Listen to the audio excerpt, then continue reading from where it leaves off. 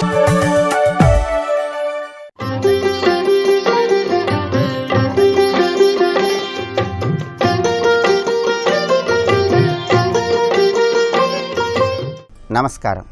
ప్రేక్షకులందరికీ శుభోదయం. ఈనాటి శుభయోగం శీర్షికన మంగళవారం సందర్భంగా ప్రసిద్ధ సుబ్రహ్మణ్య క్షేత్రాల విశిష్టత ఏంటో, ఆ క్షేత్రాలను దర్శిస్తే ఎటువంటి సత్ఫలితాలు కలుగుతాయో పరిశీలిద్దాం. సుబ్రహ్మణ్యేశ్వర స్వామి వారికి సంబంధించిన ప్రసిద్ధమైనటువంటి ముఖ్యమైనటువంటి 6 క్షేత్రాలు ఉన్నాయి. ఈ 6 క్షేత్రాలను సందర్శన చేసుకోవటం ద్వారా లేదా ఈ 6 క్షేత్రాల వైభవాన్ని స్మరించుకోవటం ద్వారా సుబ్రహ్మణ్యుడి అనుగ్రహానికి పాత్రులై కాలసర్పదోష తీవ్రత, నాగదోష తీవ్రత, కుజదోష తీవ్రతను తగ్గింపజేసుకొని ఉత్తమ ఫలితాలను పొందవచ్చు. ఈ 6 ప్రసిద్ధ పుణ్యక్షేత్రాలలో మొట్టమొదటి క్షేత్రం తిరుచెందూరు క్షేత్రం. ఈ తిరుచెందూరు క్షేత్రం కన్యాకుమారికి సమీపంలో ఉంది. ఈ తిరుచెందూరు క్షేత్రంలో సుబ్రహ్మణ్యేశ్వర స్వామివారు ఒక చేతిలో జపమాల, ఒక చేతిలో పుష్పాన్ని ధరించి ఉంటారు. ఈ తిరుచెందూరు క్షేత్రానికి ఉన్న ప్రత్యేకత ఏంటంటే ఇక్కడ ఒక పుష్కరిణి ఉంటుంది. ఆ పుష్కరిణి 9 తీర్థాల కలయికతో ఏర్పడింది.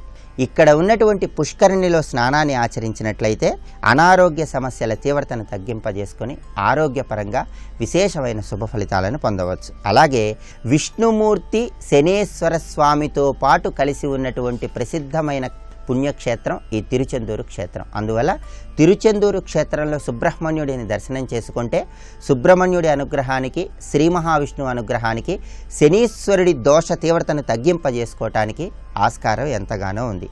ఈ తిరుత్తని క్షేత్రంలో సుబ్రహ్మణ్యేశ్వర స్వామి వారికి ప్రీతిపాత్రమైనటువంటి కావడి మొక్కును సమర్పణ చేయటం ద్వారా అనేక రకాలైనటువంటి సమస్యల నుంచి చాలా సులభంగా బయటపడవచ్చు. షణ్ముఖుడికి చందన కావడి, పాల కావడి, పుష్ప కావడి, పన్నీరు కావడి, ఇలా రకరకాల కావడి మొక్కులు ఈ క్షేత్రంలో భక్తులు సమర్పించుకుంటారు.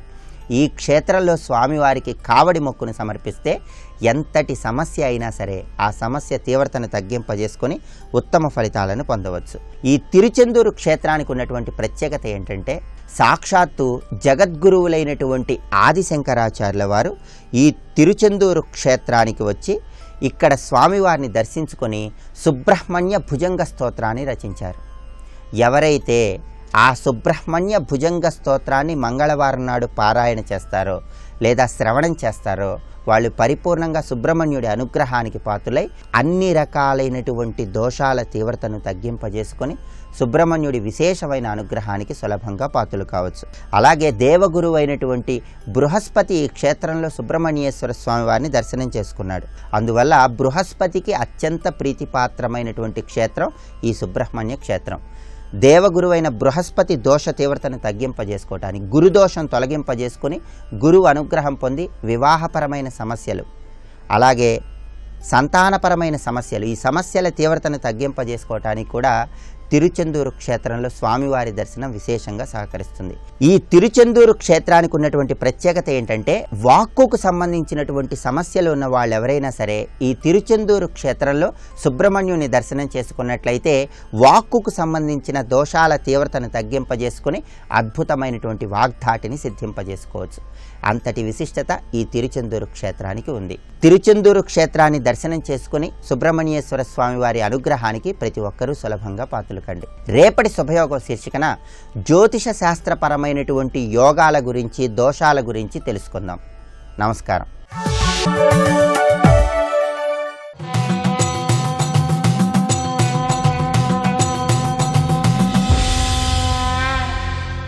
శతక సాహితీ సరస్వతికి నమస్కారం.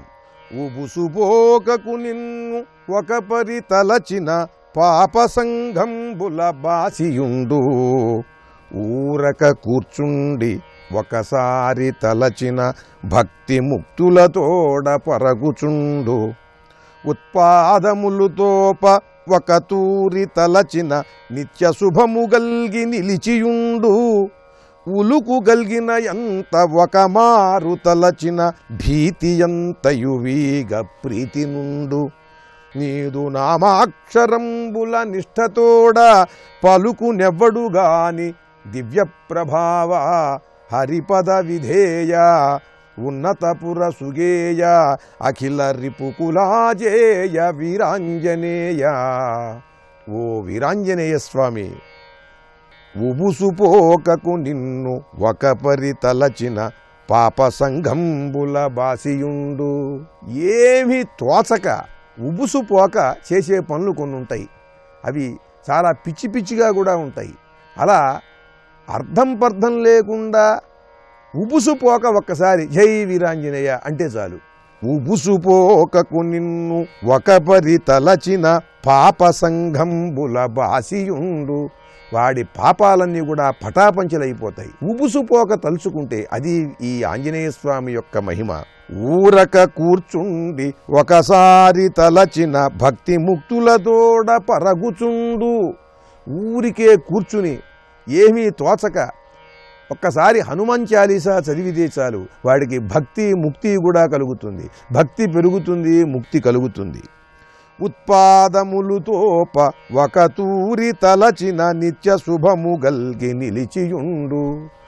ప్రకృతి వైపరీత్యాలు, భూకంపాలు, తుఫానులు మొదలైనవి వస్తున్నప్పుడు ఈ ఆంజనేయ స్వామిని స్మరించినట్లయితే వాటి ప్రభావం తన మీద ఉండదు, తన కుటుంబం పైన ఉండదు. నిత్య శుభము కల్గి నిలిచియుండు. ఉలుకు కలిగిన ఎంత ఒక మారు తలచిన భీతి అంతయు వీగి ప్రీతి నుండు. ఒకవేళ రాత్రిపూట ఒంటరిగా ప్రయాణాలు చేయవలసి వస్తూ ఉంటుంది. అడవి మార్గాల్లో, కొండ మార్గాల్లో, నిర్మానుష్యమైనటువంటి ప్రదేశాల్లో, ప్రమాదకరమైనటువంటి పరిస్థితులలో అటువంటప్పుడు ఆంజనేయ స్వామిని గురించి తలుచుకుంటే, హనుమత్ స్మరణ చేసినట్లయితే భీతి అంతయు తొలగి ప్రీతి నుండు. ఆ భీతి, ఆ భయంకరమైనటువంటి పరిస్థితి అంతా మనస్సుని ఆవరించిందంతా పోయి ఆనందం ఆవరిస్తుంది, ధైర్యం ఆవరిస్తుంది మనస్సుని. నీదు నామాక్షరంబులు నిష్ఠతోడ పలుకునెవ్వడుగాని దివ్య ప్రభావ. నీ నామాన్ని ఎవరైనా సరే ఇలా పలికినట్లయితే ఆ దివ్య ప్రభావం వల్ల భయం తొలగిపోతుంది, శుభం కలుగుతుంది, జయం కలుగుతుంది, ఆరోగ్యములు కలుగుతాయి, శక్తి కలుగుతుంది, పరోపకార బుద్ధి పెరుగుతుంది. పరోపకార బుద్ధి పెరిగి పరోపకారం చేయటం జరుగుతుంది, ప్రశాంతం కలుగుతుంది, ఆనందముతో భోగభాగ్యములతో సాగుతాడు ఆ భక్తుడు. అటువంటి ఈ హనుమంతుని యొక్క స్మరణను, ఆయన చరిత్రను పరమాద్భుతంగా వర్ణిస్తూ హనుమద్భక్తులై నియమ నిష్ఠలతో ఆ స్వామిని ఆరాధిస్తూ అద్భుతమైన పద్యరచన చేసి గొప్ప శతకాన్ని మనకు అందించిన పండిత కవులు, హనుమద్భక్తి తత్పరులు శ్రీ ఉన్నవ రామకృష్ణ కవీశ్వరుల వీరాంజనేయ శతకంలోని కొన్ని పద్యాలను గురించి తెలుసుకున్నాం. రేపు మరి ఒక శతకం గురించి తెలుసుకుందాం. జై వీరాంజనేయ.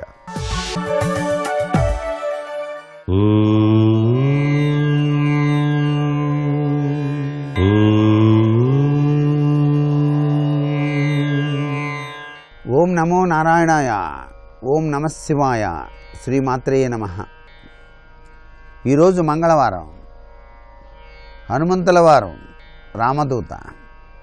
ఆయన్ని ఏ రీతిన గనక అర్చన చేస్తే ఎటువంటి సత్ఫలితం కలుగుతుంది మనకి?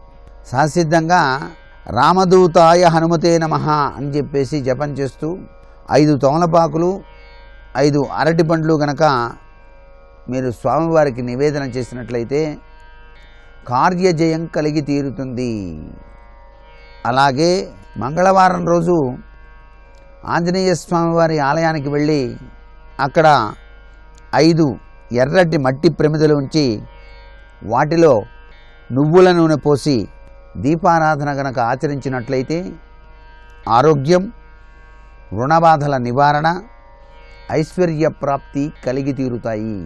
అంతఃశత్రు బాధ నివారించడానికి మంగళవారం నాడు ఆంజనేయ స్వామి ఆలయంలో స్వామి యొక్క విగ్రహానికి లాంగూల పూజ చేయాలి.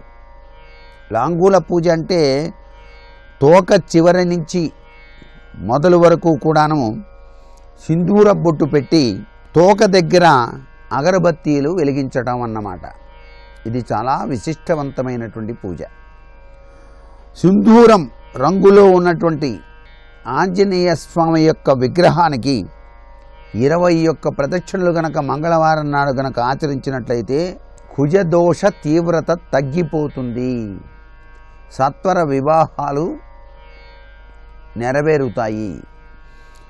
ఉద్యోగంలో ఉన్నతమైనటువంటి స్థితిని పొందడానికి, ప్రమోషన్లు రావడానికి మంగళవారం ఉదయం స్వామిని తమలపాకులతో పూజించి బెల్లం, కొబ్బరి, లడ్డూలు ఇవన్నీ కూడా నైవేద్యంగా సమర్పించాలి. వాటిని 10 మందికి కూడాను పంచిపెట్టాలి. ఇలా గనక చేసినట్లయితే సత్వరమే కార్యసిద్ధి కలుగుతుంది. ఆకస్మిక సమస్యలతో సతమతమవుతున్న వాళ్ళు ఆకు పూజ చేసి వడపప్పు, పానకం నైవేద్యంగా సమర్పించి సింధూరంతో స్వామికి అలంకరణ చేసి ఆ సింధూర బొట్టును నుదుట ధారణ చేసినట్లయితే ఆకస్మిక సమస్యల నుంచి బయలుపడటానికి ఆస్కారం అత్యధికంగా ఉంటుంది సుమా. ఆంజనేయ స్వామి వారికి ఇష్టమైన సంఖ్య 5 అండి. 5 రకాల పండ్లు, 5 రకాల పుష్పాలు, 5 రకాల నైవేద్యాలు, వీటితో ఏదైనా సమర్పించి స్వామి ఆలయంలో 5 ప్రదక్షిణలు కనుక చేస్తే అనుకున్న కోరికలు నెరవేరుతాయి. సర్వే జనా సుఖినో భవంతు.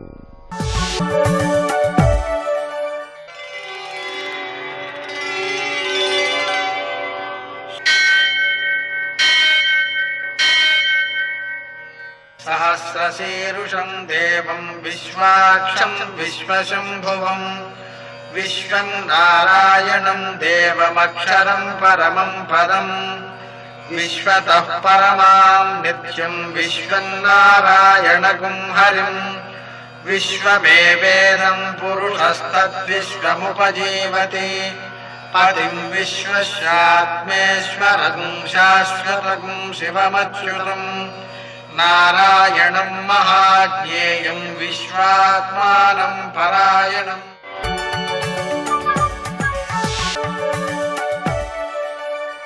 సూర్యశౌర్యమథేందురింద్రపదవీ సన్మంగళం మంగళం. మర్కటేశ మహోత్సాహ సర్వశోక వినాశన శత్రువును సంహర మాం వృక్షశ్రియం దాపయ మే ప్రభో. నేటి కాలమాన విశేషాలను గమనిద్దాం. స్వస్తిశ్రీ చాంద్రమాన హేమలంబనామ సంవత్సరం ఉత్తరాయణం వసంత ఋతువు వైశాఖ మాసం కృష్ణపక్షం మంగళవారం.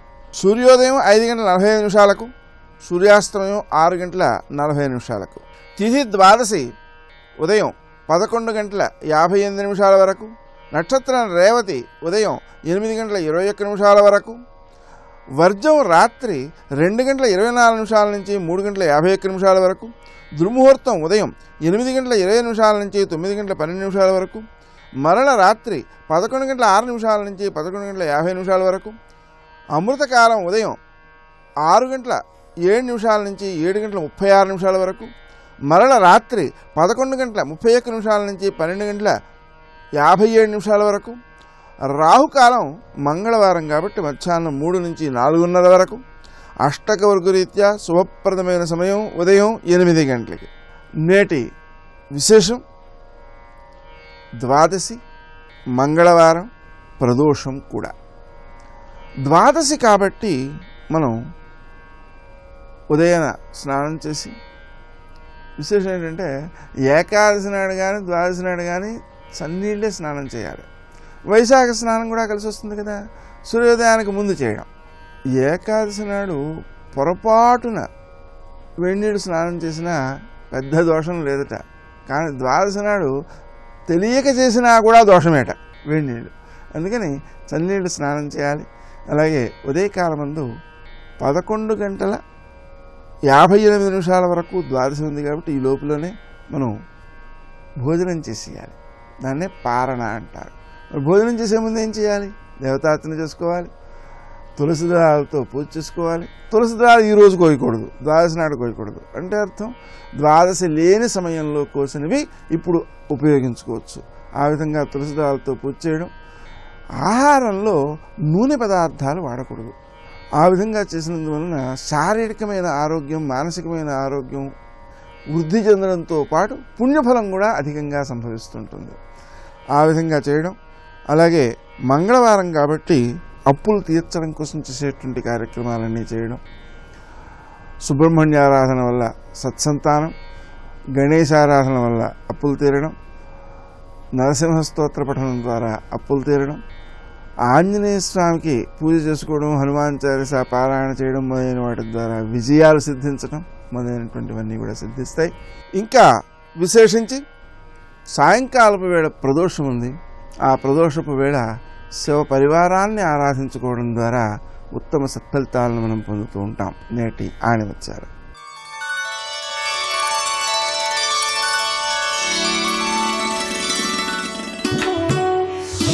నిజానికి జీవితం ఒక సమస్య కాదు, కానీ మన మనస్తత్వాలతో జీవితాన్ని సమస్యలమయంగా చేసుకుంటున్నాం.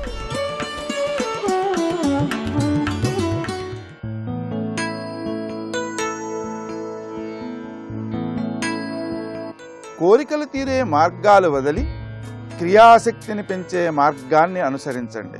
అదే మిమ్మల్ని విజయపథంలో నడిపిస్తుంది.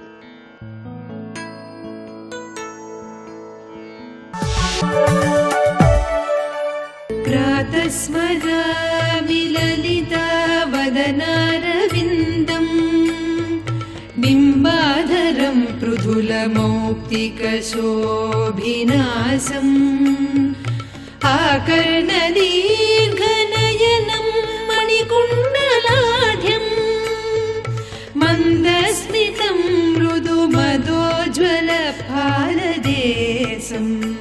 కనుక సృష్టి స్థితి లయలనబడే ఆ అమ్మ ఈ మూడు తన కనులతోనే నిర్వహిస్తున్న తల్లి గనక కామాక్షి. కనులతోనే నిర్వహించడం అంటే సాక్షీభూతముగా ఈ జగత్తునంతటి నిర్వహిస్తున్నది. ఇది ఈక్షత్యాత్మికా శక్తి అని చెప్పబడుతున్నది శ్రీ విద్యలో. ఆ ఈక్షత్యాత్మిక శక్తి అదే స ఐక్షత బహుశ్యాం ప్రజాయేయా అని ఉపనిషత్తులో చెప్పబడుతున్నట్టు మాట. ఆ విషయమే ఇక్కడ కామాక్షి అన్నప్పుడు ఇది తెలుసుకోవాల్సినది. కామకళే కామకోటి కామాక్షి. ఆడ తర్వాత ఇవి ఉపాసనా ప్రక్రియలన్నీ చెప్తున్నారు కనుక సాధకులకు పనికొచ్చే అనేక ప్రక్రియలు ఉన్నాయి. ఉపాసనలో రెండు రకాలు, ఒకటి జపం, రెండవది ధ్యానం, మూడవది స్తోత్రము, తర్వాత చింతనము. ఇన్ని రకాలుగా ఉంటుంటాయి. ఇందులో ఏది శ్రేష్టం? అన్నీ శ్రేష్టమే. ఎందుకంటే మనం ఎప్పుడూ ఒకే స్థితిలో ఉండం. ఒక్కొక్కప్పుడు ఒక్కొక్క స్థితిలో, ఒకప్పుడు ధ్యానం చేయడంలో ఆనందిస్తాం, ఒక్కొక్కప్పుడు స్తోత్రం చేయడంలో ఆనందిస్తాం, ఒకప్పుడు జపంలో ఆనందిస్తాం. ఒక్కొక్క స్థితి ఒక్కొక్కటి. ఒక్కొక్కప్పుడు అర్చనలో ఆనందిస్తాం. ఇన్నీ కూడా అమ్మవారి భావనతో ఆనందించడమే కనుక అన్నీ శ్రేష్టమే. ఒకదానికోటి సహకారి కూడా. ఇక్కడ అమ్మవారి పూజ ఎలా చేయాలో చెప్పుకున్నాం. జంతోస్తవ పద పూజన సంతోష తరంగితస్య కామాక్షి.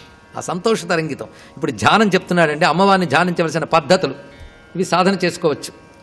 మధ్యే హృదయం మధ్యే నిటలం మధ్యే శిరోపి వాస్తవ్యాం చండకర శక్ర కర్ముక చంద్ర సమాభాం నమామి కామాక్షీం.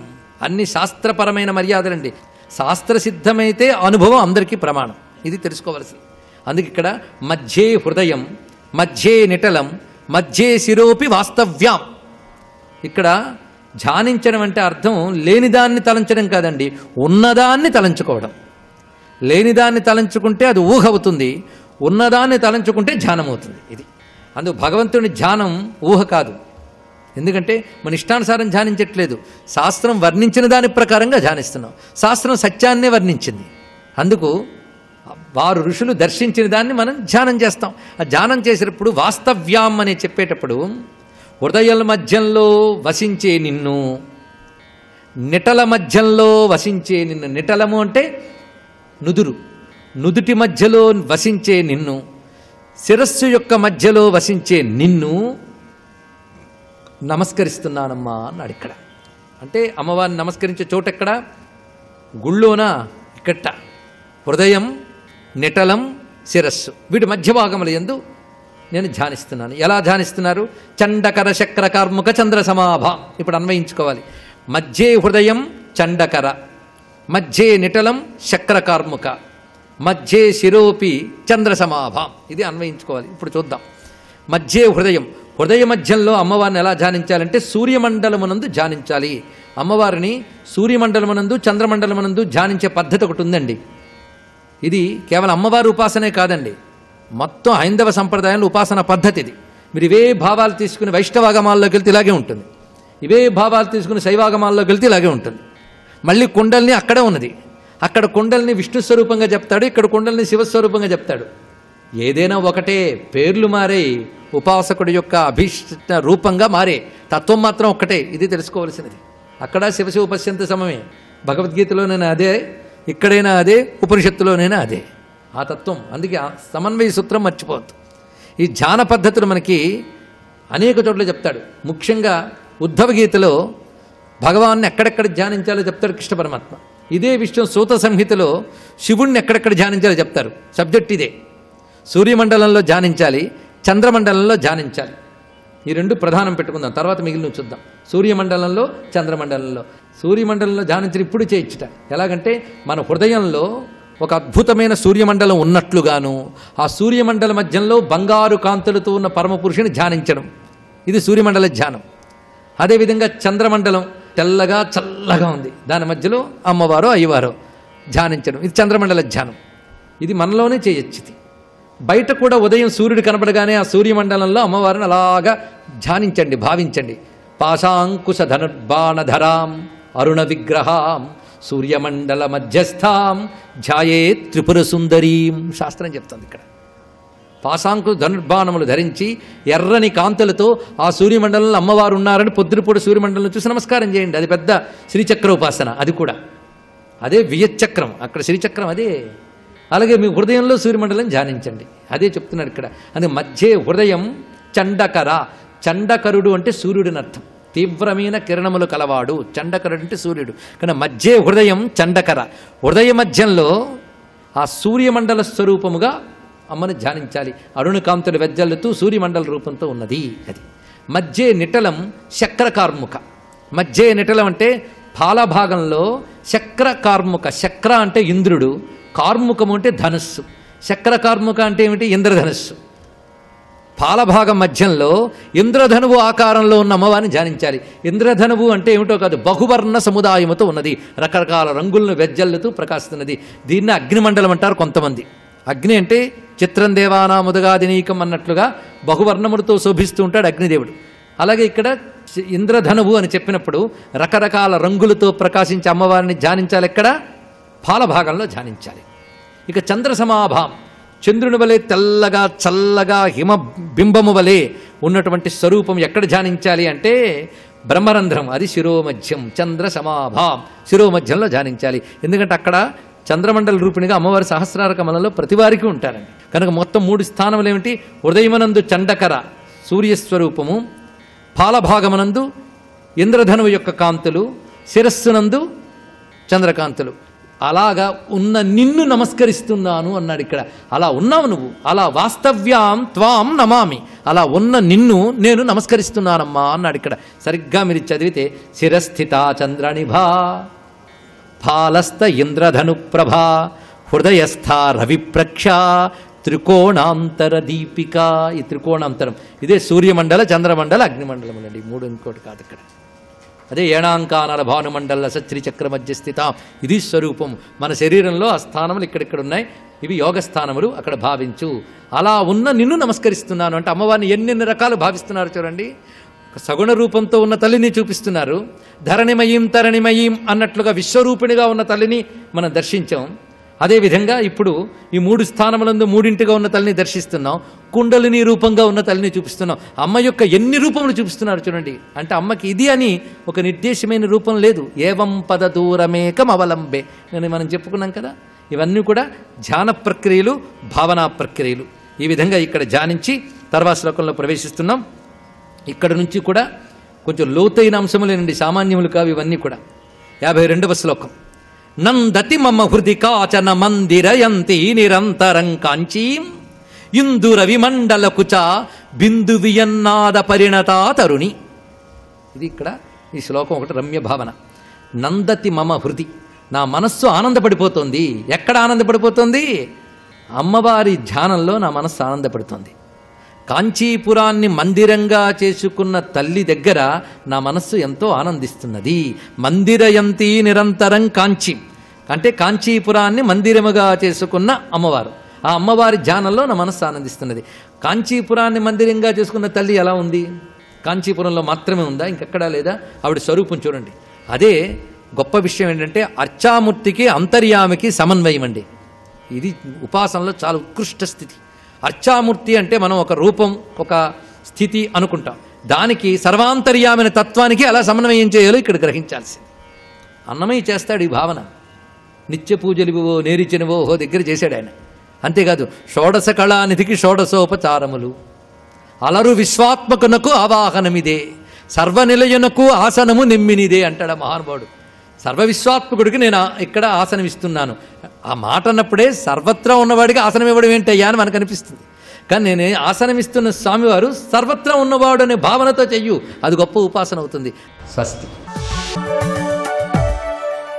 అదివో అల్లదివో శ్రీహరివాసము, 10,000 శేషుల పడగలమయము. అదివో అల్లదివో శ్రీహరివాసము. నువ్వు ఎక్కడున్నా అమ్మ ఉంటుందిరా. అందుకే భూమాత అంటారు. అమ్మ ఒళ్ళోనే ఉంటాం మనం. తెల్లవారి లేస్తే అమ్మ మీద నిలబడతాం. అమ్మా కాల్తో తన్ని లేస్తున్నానమ్మా. సముద్రవసనేదేవి పర్వత స్తనమండలే విష్ణుపత్ని నమస్తుభ్యం పాదాహతిం క్షమస్వమే. కాల్తో తన్ని లేస్తున్నాను, మన్నించు. నేల మీద పడి నమస్కరించి లేచి నిలబడాలి. అందుకే చిట్ట చివర ఊపిరి ఆగిపోతే అందరూ విడిచిపెడితే నాన్న నాలోకి రారా అని అమ్మ పుచ్చుకుంటుంది. అందుకని అమ్మా నీది ఏమి ఓర్పమ్మా, బతికున్నన్నాళ్ళు తంతే ఆఖరణ నన్ను పుచ్చుకున్నావా. చితిక్షమా పుష్కర సన్నిభాక్షి యారక్షిత రాఘవ లక్ష్మణాభ్యాం సారాక్షసీభి వికృతిక్షణాభి సంరక్షిత సంప్రతి వృక్షమూలే. ఆ తల్లి పోలికొచ్చిందమ్మా సీతమ్మ. భూదేవికి ఎంత ఓర్పో నీకంత ఓర్పమ్మా అంటారు వాల్మీకి మహర్షి. అటువంటి భూమాత ఒక అమ్మ. భూమాత గోమాత. అందుకే భూమాతగా, జనకమాతగా, జన్మనిచ్చిన తల్లిగా, గోమాతగా, లోకమాతగా, జగజ్జననిగా అమ్మవారు నిలబడింది. కాబట్టి సాక్షాత్ పరదేవత గోవు అంటే. ఎక్కడ గోవు సంతోషిస్తుందో అక్కడ 33 కోట్ల మంది దేవతలు సంతోషిస్తారు. ఎక్కడ గోవు దుఃఖపడుతుందో ఆ యజమాని నశించిపోతాడు. సాధు గోమాత భరతభూ శ్వాసకోశ మరియు నద్దాని బంధింప నుడికిపోతే వటదళంబున కనుమూయు వాని కడుపు అంటారు విశ్వనాథ సత్యనారాయణ గారు శివార్పణంలో. వటపత్రశాయి కడుపు ఉడికిపోదా అన్నారు ఆయన. కాబట్టి గోవు గోవే, అంతా గొప్ప గోవు. అందుకే గోబ్రాహ్మణేభ్య శుభమస్తు నిత్యం లోకా సమస్తా సుఖినో భవంతు శాంతి మంత్రం. అంటే అందరూ బాగుండాలంటే యజ్ఞం జరగాలి. యజ్ఞం చేయాలంటే మంత్రం చెప్పడానికి బ్రాహ్మణుడు ఉండాలి. ఉండే ఆయన ఏం చేస్తాడు? యజ్ఞం చెయ్యాలంటే భూశుద్ధి చెయ్యాలంటే ఆవు పేడ ఉండాలి. అగ్ని రగల్చాలంటే ఆవు పేడ పిడకలు ఉండాలి. ఆవు పాలు పొయ్యాలి. ఆవు నెయ్యి ఉంటే కానీ హవిస్సు ఇవ్వడానికి లేదు. ఆవు లేని నాడు ఇవన్నీ ఎక్కడ ఉంటాయి? ఇవన్నీ లేని నాడు యజ్ఞం ఎక్కడుంది? యజ్ఞము యాగము హోమము లేని నాడు సనాతన ధర్మం ఎక్కడుంది? మంత్రం ఉంటే మాత్రం బ్రాహ్మణ్యం ఎందుకు పనికొస్తుంది? లోకానికి శాంతి ఎక్కడి నుంచి కలుగుతుంది? కాబట్టి గోవు లేని నాడు ఏదీ లేదు. గోవే గొప్పది. అందుకే అన్నిటికన్నా ముందు ఉండవలసింది ఏది అంటే గో అంది వేదం. గో బ్రాహ్మణేభ్య శుభమస్తు నిత్యం. గోవు బ్రాహ్మణుడు ఉంటే అందరి కష్టాలు గట్టెక్కాలని హోమం చేస్తారు. యజ్ఞము యజ్ఞమే, యాగము యాగమే, హోమము హోమమే. ఎక్కడది? గోవు ఉంటే. గోవు లేని నాడు ఎక్కడి నుంచి జరుగుతాయి? గోబ్రాహ్మణేభ్య శుభమస్తు నిత్యం లోకా సమస్తా సుఖినో భవంతు. అటువంటి గోవు మీద గొడ్డలు పడితే నేను పుట్టలో ఎందుకురా? ఇంకా గోవు రక్షింపబడాలి. దానికోసం నా తలడ్డు పెడతాను. మీరు కూడా గోవు కొరకు బతకండి. గోవుని రక్షించండి. గోవుని కొట్టకండి. గోవుకు పువ్వు పెట్టండి. గోపృష్ఠమునందు పసుపు రాయండి. బొట్టు పెట్టండి. గోపృష్ఠము సాక్షాత్ లక్ష్మీ స్థానము. 5 స్థానములలో గోపృష్ఠమునందు మహాలక్ష్మి ఉంటుంది. అసలు 6వ స్థానం లేదు లక్ష్మీదేవికి. పద్మము, మారేడు దళం యొక్క వెనక భాగము, సువాసిని యొక్క పాపట ప్రారంభ స్థానము, ఏనుగు యొక్క కుంభస్థలము, 5వది ఆవు యొక్క వెనక తట్టు. ఈ 5 లక్ష్మీ స్థానాలు. లక్ష్మీదేవి స్థిర నివాసంగా ఉంటుంది ఆవు వెనక తట్టుకు పూజ. అందుకే అటువంటి మహాలక్ష్మీ స్థానం. అటువంటి ఆవుని అగౌరవపరచకండి. దాని మీద గొడ్డలి పడ్డానికి వీలు లేదు. వెంకటేశ్వరుడు పైకొచ్చి తలడ్డు పెట్టాడు. అంటే మహానుభావుడు గోవుని రక్షించవలసినటువంటి అవసరం ఎంత ప్రబలమైనదో మనకి నేర్పడానికి వెంకటేశ్వర స్వామి వారు నోటితో చెప్పకుండా గోవు కోసం తన తల అడ్డు పెట్టాడు. అంటే గోవుని పూజ చేయడం, గోవుని రక్షించడం ఎంత గొప్పదో మనకందరికీ కూడా సందేశం ఇచ్చారు ఆయన. అందుకే గోశాలలు పరిఢవిల్లాలి, గోపూజలు జరుగుతూ ఉండాలి. శృంగగిరి పీఠానికి ఆధిపత్యం వహించారు చంద్రశేఖర భారతీ స్వామి వారు. ఆయన శారదాంబ ఆలయంలోకి వెడుతున్నారు. అమ్మవారికి పూజ చేయడానికి శిష్యులు వెనకాతల సంబారాలన్నీ పట్టుకుని వెడుతున్నారు. ఎక్కడి నుంచో ఆవు గబగబా వచ్చి అడ్డంగా పడుకుంది రాజద్వారానికి. శిష్యులు గబగబా వెళ్ళి ఆవుని లేపుతున్నారు. ఆయన అన్నారు, లేపకండి, శారద పూజ అందుకోవడానికి వాళ్ళ బయటికి వచ్చింది నా కోసం, పీట వేయండి. ఆవు దగ్గర పీట వేసి కూర్చుని శారదకి చెయ్యవలసిన పూజ ఆవుకి చేసి వెళ్ళిపోయారు వెనక్కి. అది గోవు అంటే. గోవు గోవే, గోవు సాక్షాత్ పరదేవత. అటువంటి గోవుని రక్షించండి. వెంకటేశ్వరావతారము యొక్క గొప్ప సందేశం. మహానుభావుడు ఎప్పుడైతే ఇంత దెబ్బతిని లోపలికెళ్ళిపోయాడో, బ్రహ్మగారు ఆవు రూపంలో ఉన్నాడు కదా, ఆవు గబగబా వెళ్ళింది చోళరాజు దగ్గరికి. ఏడుస్తూ తన బాధ ప్రకటనం చేసి చెప్పలేక గిరగిర తిరిగింది.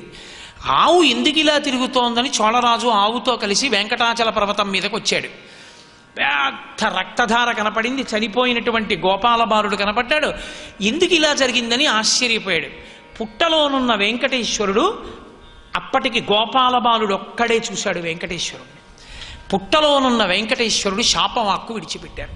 పిశాచోభవ దుర్బుద్ధే మద్దుఃఖాదాన కర్మణ, నా తలకి గొడ్డలి దెబ్బ తినడానికి కారణం నువ్వే, అందుకని నీవు పిశాచవగుదువుగాక అన్నారు. ఆయన రెండు చేతులు జోడించి అడిగాడు, అయ్యా నేనేం తప్పు చేశాను? గోపాలబాలుణ్ణి పంపించాను, వాడు గొడ్డలి విసిరాడు, మీరు తలడ్డు పెట్టారు, నేను పిశాచం అవడం ఎందుకు? కాదు, ఎంత శిక్ష వెయ్యాలో అంత శిక్ష వేయకుండా ఆవు పాలివ్వలేదని నీ భార్య కొట్టినటువంటి దెబ్బలకి వగచిన గోపాలబాలుడు గొడ్డలి విసిరాడు ఆవు మీద, అందుకని నీకు శాపవాక్కు విడిచిపెడుతున్నాడు, పిశాచం అయి తిరిగన్నారు. ఎప్పటికి నాకు శాప విమోచనం అన్నారు. శుక్రవారేతు సాయాన్నే కిరీటం ధారయామ్యహం, కిరీటధారణే కాలే నేత్రే మే జలపూజితే. ఆకాశరాజు గారు వస్తాడు. ఆయన తన కుమార్తె పద్మావతీదేవిని నాకు కన్యాదానం చేసి శుక్రవారం సాయంకాలం నా కిరీటం పెడతాడు, తల మీద పెద్ద కిరీటాన్ని. ఆ కిరీటం నా తల మీద పెట్టినప్పుడు నా కళ్ళల్లో ఆనంద భాష్పాలు వస్తాయి, అప్పుడు నీకు మనశ్శాంతి కలుగుతుంది. పిశాచమై తిరిగి వెంకటాచల పర్వతంలో ఉన్న స్వామి పుష్కరిణి యందు స్నానం చేస్తావు. స్వామి పుష్కరిణీ స్నానం, సద్గురోహ పాదసేవనం, ఏకాదశి వ్రతం చాపి త్రయం అత్యంత దుర్లభం. ఈ మూడు దొరికేవి కావు. స్వామి పుష్కరిణిలో స్నానం చేసిన నాడు నీ యొక్క శాపం విమోచనం పోతుందన్నారు. మహానుభావుడు ఆ సువీర మహారాజు గారు పిశాచమై తిరిగాడు. ఒక రోజున స్వామి పుష్కరిణిలో స్నానం చేశాడు. ఆ స్వామి పుష్కరిణిలో స్నానం చేసిన పుణ్యవశాత్ ఆయనకి శాప విమోచనమై మళ్ళీ సువీర మహారాజుగా రాజ్యాన్నంతటినీ కూడా చక్కగా పరిపాలన చేస్తున్నాడు. కాబట్టి మహానుభావుడు ఆ సువీర మహారాజు గారి యొక్క కుమారుడు సుధర్ముడు. ఈ సుధర్ముడు ఆయన మనోరమాదేవి అని ఒక ఆవిడ్ని వివాహం చేసుకున్నాడు. వాళ్ళిద్దరికీ పుట్టినటువంటి కుమారుడే ఆకాశరాజు. ఆ ఆకాశరాజు ఎవరో తెలుసా? మాధవుడు అని శ్రీకాళహస్తి గ్రామంలో పురంధరుడికి జన్మించాడు. పాపభూయిష్టమైన జీవితాన్ని గడిపి చిట్ట చివర వెంకటాచల పర్వతానికి తల తాటిస్తే పాపములు దహించుకుపోయాయని బ్రహ్మగారు సంతోషించి, నువ్వు వెంకటాచల పర్వతం మీదకి వచ్చావు కాబట్టి పాపములు దహింపబడ్డాయి కాబట్టి వచ్చే జన్మలో చంద్రవంశంలో పాండవుల యొక్క వంశంలో ఆకాశరాజుగా జన్మించు, నీ కడుపున పద్మావతీదేవి పుడుతుంది, వెంకటేశ్వరుడికి కన్యాదానం చేసి శాశ్వత లోకాల్ని పొందు అని అనుగ్రహించాడు. సర్వం శ్రీ ఉమామహేశ్వర పరబ్రహ్మార్పణమస్తు. స్వస్తి.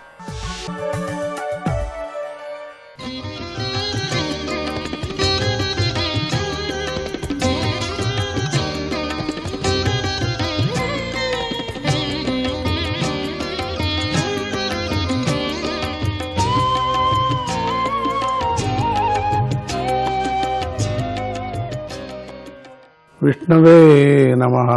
బ్రహ్మదేవుడు సమర్థుడైన వామనుడిని రెండవ ఇంద్రుణ్ణి చేసి వేదములు, సకల దేవతలు, ధర్మము, కీర్తి, సంపద, శుభకార్యములు, వ్రతములు, స్వర్గము, మోక్షము అనే వాటిని ప్రభువులు చేసి వ్యవస్థ చేశాడు బ్రహ్మ. అలా చేసినందుకు ప్రాణులు అన్నీ కూడా ఎంతో సంతోషించాయి.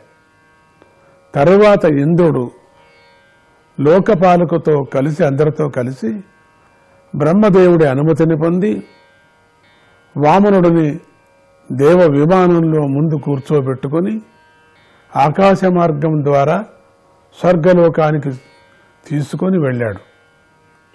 ఉపేంద్రుడి భుజాలతో రక్షించబడిన ఇంద్రుడు ముల్లోకాల అధికారాన్ని పొందాడు. దేవతల భయం పోవటంతో గొప్ప సంపదతో ఆనందించాడు. ఓ మహారాజా, బ్రహ్మదేవుడు, రుద్రుడు, సనత్కుమారుడు, భృగువు మొదలైన మహర్షులు, పితృదేవతలు, సకల ప్రాణులు, సిద్ధులు విమానాలతో ఉండి, గంధర్వులు వాళ్ళ విమానాల్లో ఉన్నారు. వాళ్ళంతా గంధర్వులు మొదలైన వారు విష్ణు యొక్క ఆ గొప్ప లీలను చూసి ఎంతగానో ఆశ్చర్యపోయారు. వారు ఆ లీలను గానం చేస్తూ తమ యొక్క స్థానాలకు వెళ్లారు. వామనుడి తల్లి అయినటువంటి అదితిని కూడా వారు స్తుతించారు. ఉరుక్రమస్య చరితం శ్రోతృణామగమోచనం. ఓ మహారాజా, నేను ఈ వ్రతాన్ని అంతా నీకు చెప్పాను. గొప్ప పరాక్రమం గల శ్రీహరి గాథను విన్నవారి పాపాలు దూరమైపోతాయి. గొప్పగా పరాక్రమించే శ్రీహరి మహిమను నిశ్శేషంగా కీర్తించిన మానవుడు భూమిలోని రేణువులను లెక్కబెట్టిన వాడవుతాడు. అంటే విష్ణు కీర్తిని పూర్తిగా వర్ణించటం సంభవం కాదని అర్థం. భగవంతుడు పూర్ణుడు, ఆయన లీలలు అనంతాలు. ఆయన మహిమ యొక్క హద్దును చూసి మానవుడు ఇంతవరకు పుట్టలేదు. చూసినటువంటి మానవుడు ఇప్పుడు జీవించి ఉండలేడు, భవిష్యత్తులో పుట్టబోడు అని వశిష్ఠ మహర్షి చెప్పాడు. య ఇదం దేవదేవస్య హరేరద్భుత కర్మణ అవతారానుచరితం శృణ్వన్ యాతి పరాం గతిం. దేవదేవుడైన శ్రీహరి చేసే లీలలు అత్యంత ఆశ్చర్యాన్ని కలిగిస్తాయి.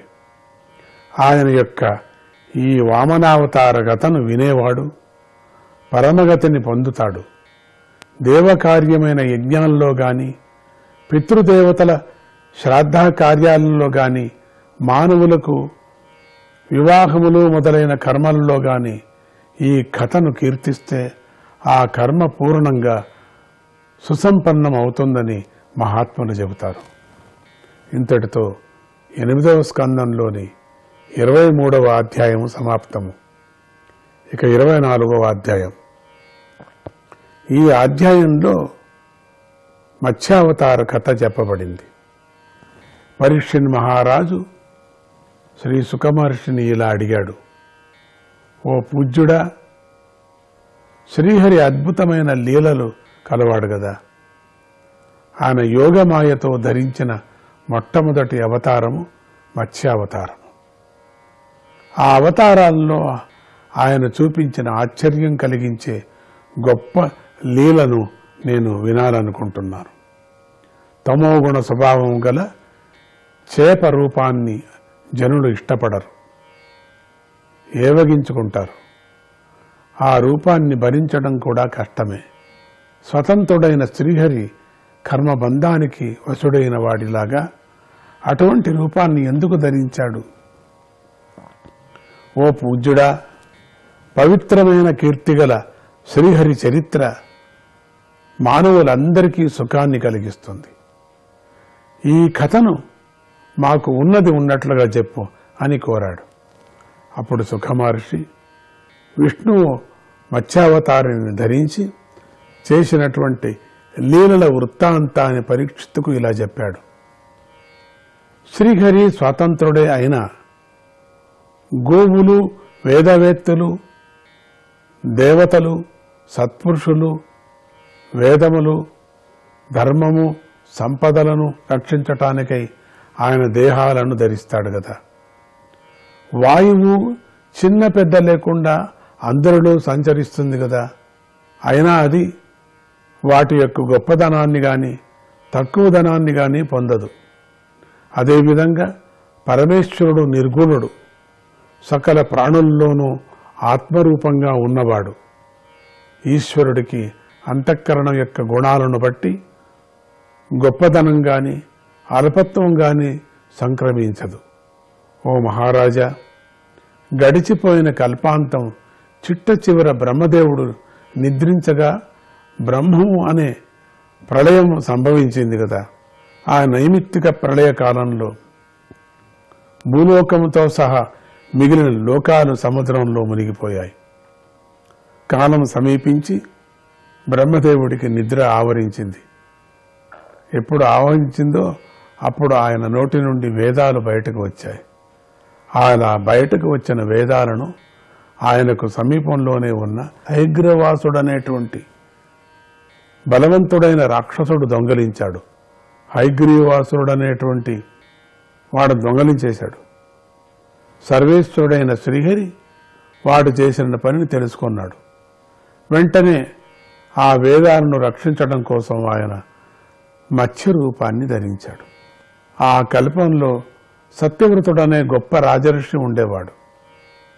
ఆయన శ్రీహరి భక్తుడు. నీటిని మాత్రమే ఆహారంగా తీసుకొని తపస్సు చేశాడు. ఆ సత్యవ్రతుడే ఈ కల్పంలో సూర్యుడి పుత్రుడైన శ్రాద్ధాదేవుడు అని ప్రసిద్ధి గడించాడు. శ్రీహరి ఆయనను మనువుగా నియమించాడు. ఆ కాలంలో ద్రవిడ దేశానికి ప్రభువైన సత్యవ్రతుడు ఒకనాడు కృతమాలా నదిలో నీటితో తర్పణాలను ఇస్తున్నాడు.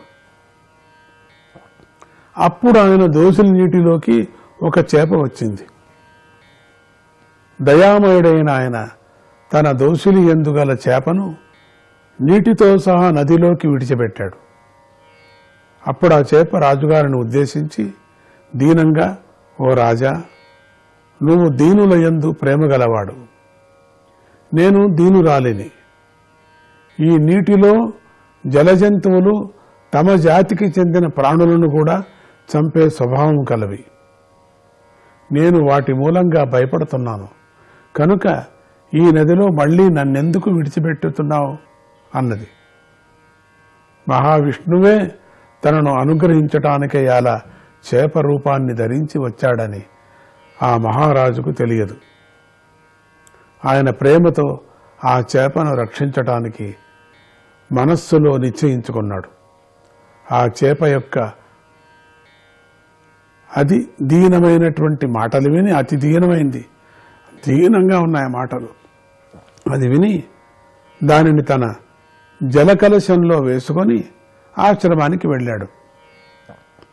చిత్రంగా ఆ చేప ఆ ఒక్క రాత్రిలోనే ఆ కమండలంలో తనకు చోటు చాలదంతగా పెద్దగా పెరిగిపోయింది. రాజును పిలిచి, ఓ రాజా, నాకు ఈ కమండలం చాలా ఇరుకుగా ఉంది, ఇక్కడ నివసించటం చాలా కష్టంగా ఉంది, కనుక నాకు విశాలమైన నివాసాన్ని ఏర్పాటు చేయి, అక్కడ నేను సుఖంగా నివసిస్తాను అన్నది. అప్పుడు రాజుగారు ఆ చేపను అక్కడి నుండి తీసుకువెళ్లి నూతిలో వేశాడు. నూతిలో వేసిన గంటలోనే అది 3 మూరల పొడవు పెరిగిపోయింది. రాజుగారిని పిలిచి, ఓ మహారాజా, నాకి నుయ్యి కూడా చాలటం లేదు, నేను నిన్ను శరణు వేడాను, కనుక నాకు విశాలమైన స్థానాన్ని ఏర్పాటు చేయన్నది. రాజుగారు మరో మాట్లాడకుండా ఆ చేపను నూతిలో నుండి తీసి సరస్సులో వేశాడు. అది అలా సరస్సులో ప్రవేశించటంతోనే అవలీలగా పెరిగి పెద్దదైపోయింది. ఇక చూస్తాం ఏమవుతుందో, ఎంతగా ఆవరించిందో. విష్ణవే నమః.